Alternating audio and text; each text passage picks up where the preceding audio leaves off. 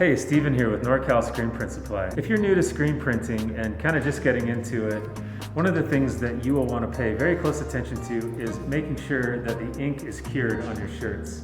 So I'm here to talk to you today about that. Here we have a flash dryer, and this is an 18 by 18 heating element, and it's a very simple machine.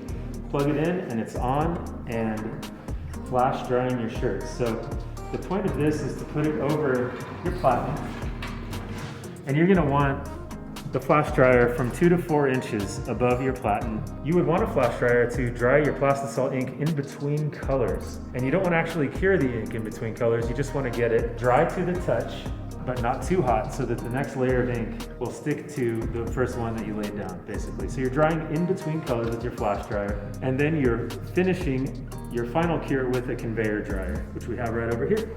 This is a conveyor dryer, and this is a little buddy made by BBC, cures about 100 shirts an hour, and you have variable speed and variable temperature, and you have this running when you're doing production.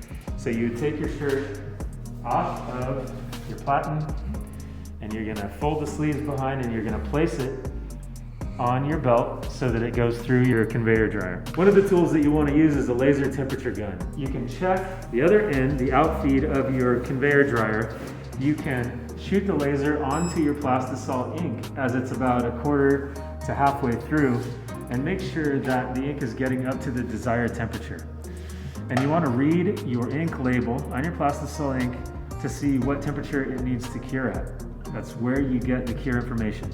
There are a lot of inks these days that are lower cure. Traditional plastisol is about 320 degrees for at least 10 seconds. Again, use your laser to make sure your ink is getting up to temp as it comes through your conveyor dryer and maintaining that temperature for a good 10 seconds.